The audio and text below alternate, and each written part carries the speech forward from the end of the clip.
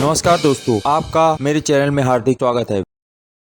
आधुनिक युग में धन सभी चाहते हैं और दिन पर दिन लोगों के खर्च बढ़ रहे हैं, इसलिए हर कोई व्यक्ति पैसे कमाने में और अपने आमदनी बढ़ाने में लगा हुआ है। और दुनिया में कोई भी ऐसा व्यक्ति नहीं है जो चाहता है कि वह गरीब रहे या उसके घर में कोई आर्थिक तंगी हो, परंतु हर कोई व्यक्ति चाह करके भी अपनी स्थिति को सुधार नहीं पाता है और कई बार तो उसकी घरों की स्थिति ऐसी बन जाती है और खर्च दिन ब दिन बढ़ जाते हैं और आमदनी उसकी कम हो जाती है। इन सब बातों के लिए अगर देखा जाए तो आपको कर्म तो करने ही पड़ते हैं, परंतु साथ साथ आपको चाहिए कि आप अपने घर की नेगेटिव एनर्जी और पॉजिटिव एनर्जी को जरूर चेक करें। लेकिन इतना भी वक्त अगर आपके पास नहीं है और आप चाहते हैं कि आपके घर में धन आगमन बना रहे तो उसके लिए भी यह बातें बहुत जरूरी है। लेकिन यदि आपके घर में गरीबी आने वाली है तो कुछ ऐसी चीजें होती हैं जो आपको संकेत देती हैं कि आपके घर में आमदनी कम होने वाली है या आपकी आर्थिक स्थिति डावाडोल होने वाली है। साथ ही साथ घर में कुछ ना कुछ परेशानी आने वाली है, वह भी धन संबंधी होगी। इसलिए कहा गया है कि यदि मां लक्ष्मी नाराज हो जाए तो फिर हर उस व्यक्ति को जो अपने आप को बड़ा भाग्यवान समझता है या अपने को कर्मवादी समझता है तो उस व्यक्ति को भी गरीबी का मुंह देखना पड़ सकता है। इसलिए हम क्यों ना ऐसा करें कि यदि वह संकेत हमें मिल जाए कि अब हमारे घर में हमको आर्थिक तंगी का सामना करना पड़ सकता है और हम पहले से संभल जाएं, तो उसके लिए आचार्य चाणक्य ने बताया है कि कुछ ऐसी चीजें होती हैं जिससे कि आप अपने जीवन में आने वाली तंगी से बच सकते हैं। आचार्य चाणक्य इन सभी बातों को बहुत ही अच्छी तरीके से जानते थे, इसलिए उन्होंने अपनी नीति शास्त्र में यह कुछ चीजों के बारे में जिक्र किया है और नीति शास्त्र की नीतियों के आधार पर ही आचार्य चाणक्य ने चंद्रगुप्त जैसे साधारण बालक को मौर्य वंश का सम्राट बना दिया था। और आचार्य चाणक्य एक बहुत ही बड़े विद्वान थे, इसलिए उन्होंने अपने एक श्लोक में आर्थिक तंगी से बचने का उपाय बताया था कि वह कौन सी चीज है। तो आचार्य चाणक्य ने कुछ चीजों के बारे में बताया है जिससे कि आपको यह पता लग सकता है कि आपके घर में आर्थिक तंगी आने वाली है। तो वह कौन सी चीजें हैं उसके बारे में मैं आपको आज इस वीडियो में बताऊंगा। लेकिन उससे पहले आपसे रिक्वेस्ट है कि यदि आप पहली बार मेरे चैनल पर आए हैं तो चैनल को सब्सक्राइब कर लीजिएगा, वीडियो को लाइक कर दीजिएगा, ज्यादा से ज्यादा वीडियो शेयर कर दीजिएगा। तो सर्वप्रथम उन्होंने कहा है कि तुलसी का